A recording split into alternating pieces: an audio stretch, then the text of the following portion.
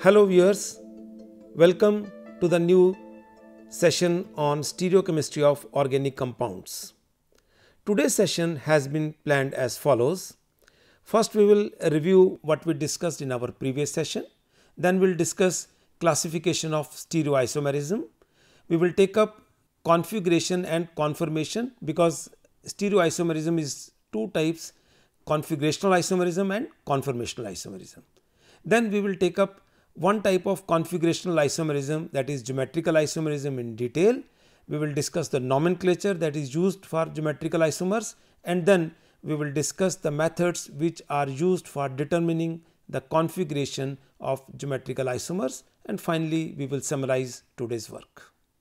In our last session we had discussed that one of the very important aspect of stereochemistry is isomerism. And we discussed the classification of isomerism as constitutional isomerism and stereoisomerism. We discussed in detail constitutional isomerism in the previous session. We will take up stereoisomerism today. Stereoisomerism can further be of two types, that is configurational and conformational.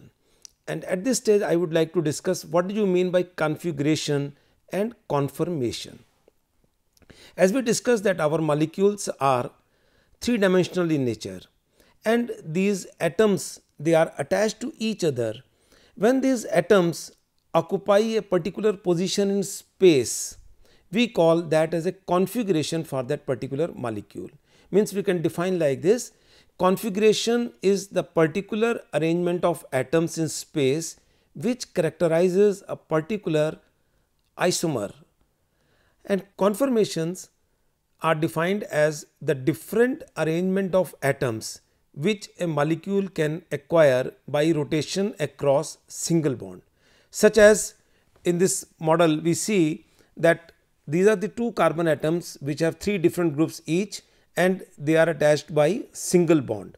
Now there is a free rotation across this carbon-carbon single bond, and due to which what happens, the relative position of these groups which are designated here by different colors, blue, red or white, it is changing.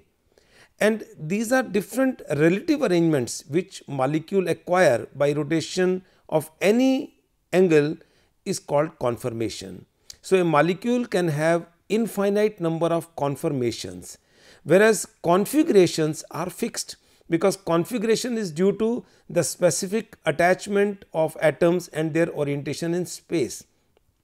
For one particular configuration we can have infinite number of conformations. So based on this, stereoisomerism is classified into two types, configurational and conformational. This configurational isomerism is further classified into two types, geometrical and optical. Our today's session is mainly related to geometrical isomerism that we will take up in details. Geometrical isomerism arises in the molecules due to restricted rotation, and this restricted rotation can be between two atoms. This restricted rotation can be due to presence of a double bond, or the two atoms may be the part of same ring. Again, these two atoms necessarily may not be carbon-carbon only, they can be carbon-nitrogen or nitrogen-nitrogen. So molecule, when they have restricted rotation, what happens, due to which they get a fixed position for the groups, such as I have this molecule in my hand where two carbon atoms are joined by this double bond. Now each carbon has got this group. We are not able to rotate, even if I try hard, the molecule across this double bond, due to which these groups get a fixed position, right. So we call it as a restricted rotation. Same restricted rotation can be in the cyclic compounds also, when the two atoms under consideration are the part of the same ring. But as I showed earlier, that there is a free rotation across the single bond, and it is this restricted rotation that causes molecule to show geometrical isomerism. Let us see that how carbon-carbon double bond containing compounds, that is alkenes, show this restriction. Because we have seen only with the help of models, let us see what orbital picture shows us. This is an alkene, and as you know, the structure of alkene is that each carbon is sp2 hybridized. Two of the hybridized orbitals are attached to hydrogen or other groups, and one of the hybridized orbital is used for the formation of sigma bond with another carbon. And this part of the molecule that comes in one plane. Each carbon now has one p orbital that has not taken part in hybridization, and this p orbital is present in a plane which is perpendicular to the plane of this molecule. Now, these two p orbitals of the two carbons, they overlap sideways to form a pi bond. So, the two carbons are joined by one sigma bond and one pi bond. Now, it is this pi bond that keeps the molecule in a fixed position, because if we want to rotate the molecule across the axis of this carbon-carbon sigma bond, this pi bond must break. The orbitals must go in such a position, means the overlapping between the orbitals has to be destroyed, has to be broken, and this requires some energy. Approximately 270 kilojoule of energy is required to break the pi bond in ethene, and since this much of thermal energy is not available at room temperature, that is why under ordinary conditions this rotation does not occur, because we do not have energy to break the pi bond. We can see this thing with the help of an energy diagram also. This is a situation where the orbitals are overlapped, pi bond is there. When we try to bring these p orbitals away from each other, the situation comes, energy increases, and this is situation when the p orbitals have now come to 90 degree to each other, and then again the bond is formed. So, this much of energy is required, which is not available at room temperature. Now, the question is, how does geometrical isomerism arise? We have seen that when the two carbon atoms are linked by a double bond, there is a restricted rotation. So, they are not able to free to move. Now, if each of these carbon has two different groups, then there are two orientations which are possible, and it is this orientation of these two different groups that gives rise to two different isomers. We can see, taking the example of 2-butene. In this 2-butene, we find that these are the two carbon atoms which are joined by double bond, and each of the carbon has got one hydrogen and one methyl. Now, there can be two different orientations in which these groups can be attached. One, when the two methyl groups on each carbon are on the same side, whereas here they are attached in the opposite direction. We can see same thing with this picture, that this is carbon-carbon double bond, one methyl group is on this side, another methyl group is on this side, and here the two methyl groups are on the same side. Same thing I would like to show with the help of models also, it will become more clear. This is the molecule of 2-butene in my hand. These are the two carbons joined by double bond, red groups indicate a methyl group here, and these are two hydrogens. In this model, the two methyl groups are on the same side, whereas there can be other possibility of attachment where the two methyl groups are across each other. When I try to convert one molecule into another, I find that it is not possible, because there is a restricted rotation, there is a rigidity here in the molecule. If I try to convert even this into that, even that is not possible. It means now these are the two compounds which are in my hand, they are different compounds, because they are not superimposable over each other and they have their groups in opposite directions. Such compounds are called geometrical isomers. They are not structural isomers because they have the same attachment of atoms. Two carbons are attached to each other, each carbon has one hydrogen and each carbon has one methyl group. Same is the situation here. Two carbons are attached to each other, each carbon has one hydrogen, one methyl group, other carbon also has one hydrogen, one methyl group. So, they are not constitutional isomers as we discussed in the last session. The attachment of the atoms in the two is same. Then where do they differ? They are differing in the direction in which these groups are attached. That is the difference in the spatial arrangement. That is why they are stereoisomers, and specifically amongst the stereoisomers they are classified as geometrical isomers. We find that these geometrical isomers should require two different groups on each carbon. If any of the carbon has two identical groups, as you find in this molecule, which is 1-butene, this carbon has 2 hydrogens, and this carbon has got 1 hydrogen and 1 ethyl group. This molecule cannot show geometrical isomerism, although there is a double bond, there is a rigidity, no possibility of rotation. But even we break the bond and rotate, this hydrogen will replace this, or this hydrogen will replace this hydrogen. So, molecule will remain identical. So, such a molecule will not show geometrical isomerism. It means for a molecule to show geometrical isomerism, there are two necessary conditions. One, there should be restricted rotation.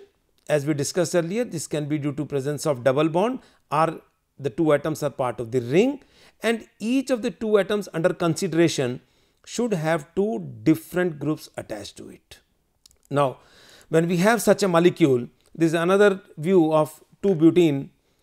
When we try to name this molecule according to IUPAC system, we will name it as carbon number 1, 2, 3, 4, and double bond is present between carbon number 2 and 3.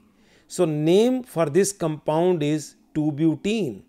Similarly, if I try to name this compound, the 4 carbons are again in the same chain, 1, 2, 3, 4. So, and double bond is present between carbon number 2 and 3. So, name for this compound is also 2-butene. Then how to differentiate between these two isomers? They are two different compounds and we are getting the same IUPAC name for the two. So, there must be something else that is added to the IUPAC names to differentiate between these two compounds, or we call it as two different configurations because they are structurally same. A term cis and trans were used for this purpose. Cis and trans are Latin words. Cis means same side and trans means across. So, if a molecule has got two identical groups on the same side, we will call that molecule or that isomer as a cis isomer. So, this compound in my hand represents cis 2-butene, and this molecule now represents trans 2-butene because it has the groups in opposite direction across each other. So, the nomenclature that is used for assigning the configuration to geometrical isomers is cis and trans. The prefixes cis and trans, they are used in common system because it was found that for some other type of molecules we are not able to use this nomenclature. So, we can show in general that how compounds can be named as cis or trans, that if the two groups in the molecule, they are on the same side, similar groups, then the isomer is called cis isomer. And if the identical groups, similar groups are across, then that isomer is named as trans. This group may be anyone, halogen or any other substituent, hydrogen, anything. Now, if two groups are not common and if there is only one common group, then also we can use this system.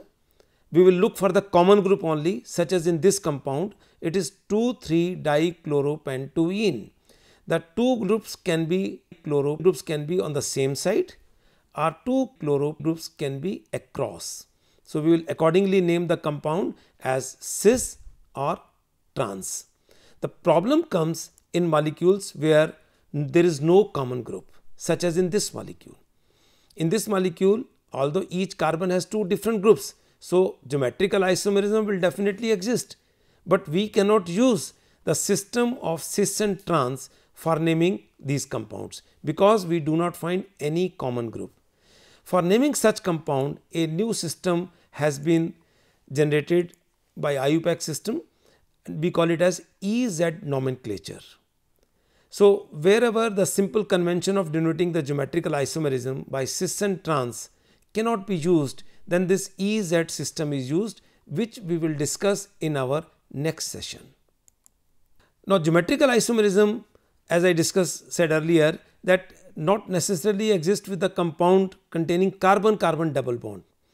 Other compounds which have some other type of carbon and any other atom or two different atoms which are joined by double bond can also show geometrical isomerism, such as carbon nitrogen double bond may be present in oximes, nitrogen nitrogen double bond may be present in azo compounds.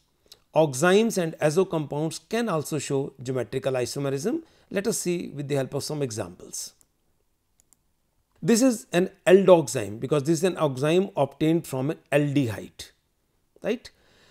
Now, in this what we find, nitrogen is sp2 hybridized because one of the orbital is occupied by this lone pair of electron. So, position of hydroxyl is fixed. This hydroxyl can be on the same side to hydrogen or it may be opposite to hydrogen. Then how to name these compounds? We cannot use cis or trans here. So, another system of nomenclature was developed for naming these oximes. We call it as syn and anti. And by definition, syn was given name to that particular isomer which will have hydroxyl on the same side, that to hydrogen on aldehyde. So, if hydrogen of the aldehyde and hydroxyl, if they come on the same side, that isomer will be named as syn isomer. And if they are across, like this hydroxyl group and hydrogen of the aldehyde, they are across, then this isomer is called anti. So, we use this nomenclature syn and anti for aldoximes. Now, what happens in ketoximes? In ketoximes, we do not have hydrogen. In place of hydrogen, there will be another alkyl group. So, then a system was slightly modified and that is used specifically for ketoximes only, and that system is based on how the name is written, such as this is the oxime of butanone. So, here carbonyl was originally there where the oxime has been formed. Now, what we find that on this carbon on one side is methyl group and on another side is ethyl group. This compound can be named as methyl ethyl ketoxime or ethyl methyl ketoxime, because earlier while naming these compounds according to common system, there were no fixed rules that which group will be named first. Then for naming these oximes, it was decided that while writing the name, whichever alkyl group will be written first, we will see the relation of this hydroxyl group to that particular alkyl group. Such as if we write the name of this compound as methyl ethyl ketoxime, first we have written methyl group. So, we will see the relation of methyl group to hydroxyl, and what we find that this hydroxyl and methyl, they are across. So, this isomer is named as anti. Similarly, if I write the name for this compound as ethyl methyl ketoxime, so it means now what we are doing, we are writing the ethyl group first. So, if the name has been written like this, then we will have to see the relation of hydroxyl group with respect to ethyl group, and ethyl group and hydroxyl group are on the same side, then we will name this compound as syn. So, in ketoximes, the nomenclature syn and anti will depend the way we are naming the ketoxime. Next, we take the azo compounds, that is compounds with the nitrogen nitrogen double bond. In nitrogen nitrogen double bond, what we find that nitrogen can be attached to some alkyl or aryl group. Here we have taken the example of phenyl groups, and then each nitrogen will have a lone pair of electron that will occupy the orbital here. So, position for these groups is also fixed, and these groups can be on the same side or they can be on opposite side. So, when they are on the same side, the azo compounds are also named as syn, and if they are on the opposite side, then they are named as anti.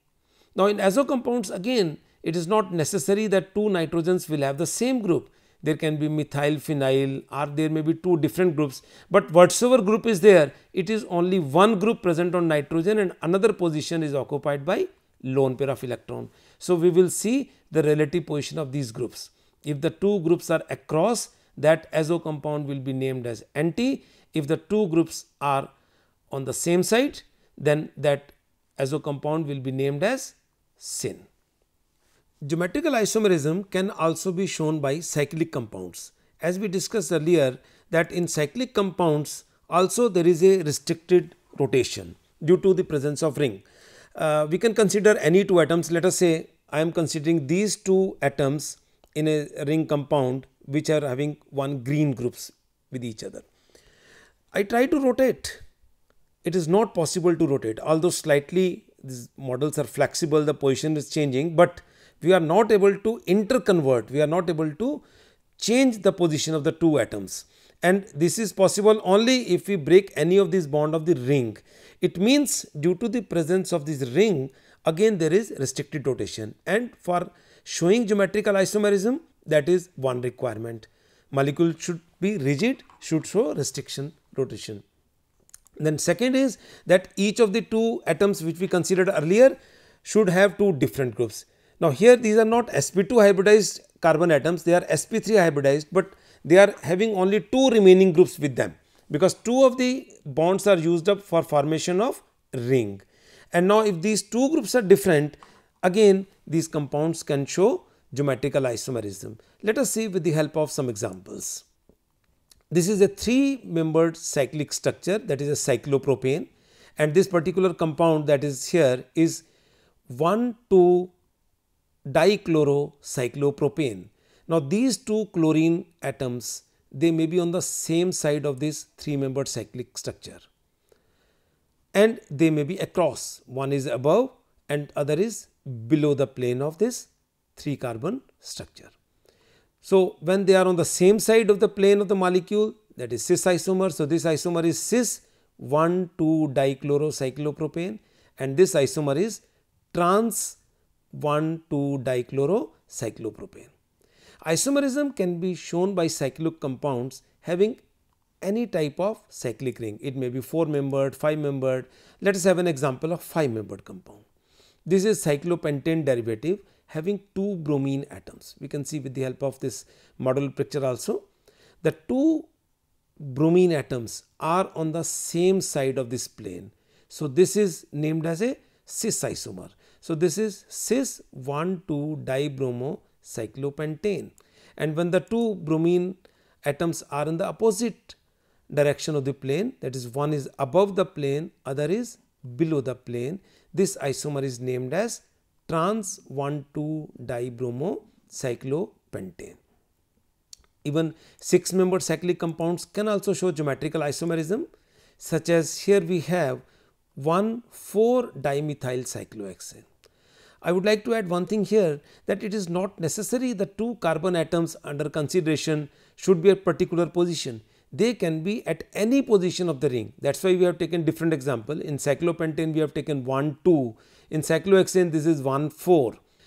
The two methyl groups are on the same side of the plane, they are below the plane.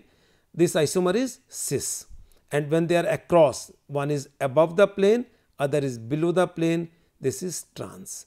So we name this compound as cis 1,4-dimethyl-cyclohexane and this compound as trans 1,4-dimethyl-cyclohexane. We take another example. We consider a 6-member cyclic structure with substituents at carbon number 1 and 2. This is 1,2-dibromocyclohexane. Again the same thing is there. Two bromine atoms can be on the same side or they are across. When they are on the same side, we call it a cis isomer. It is cis 1,2-dibromocyclohexane and this is trans 1,2-dibromocyclohexane. So we find that geometrical isomerism in molecules can be shown, can exist, that there should be restricted rotation across two atoms and the two atoms should have two different groups attached to them.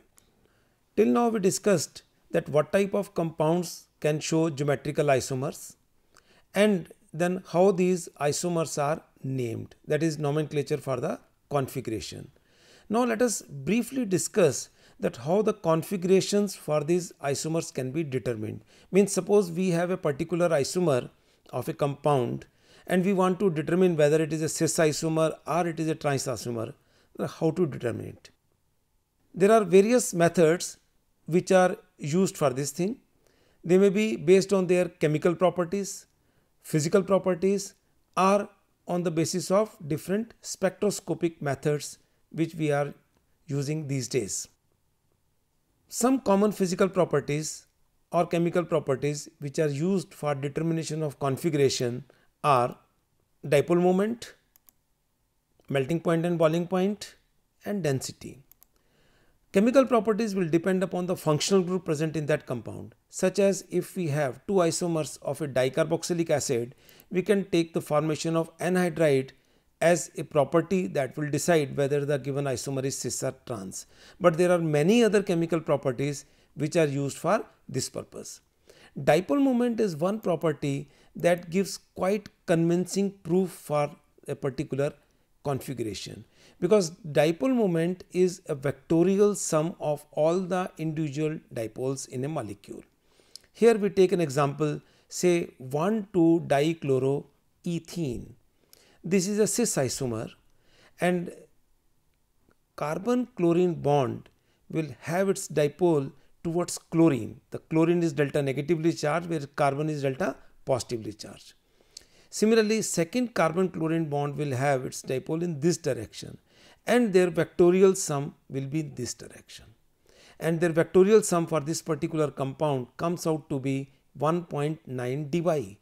It means cis 1,2-dichloroethene is a polar molecule, and we can theoretically calculate its value to be 1.90 dy.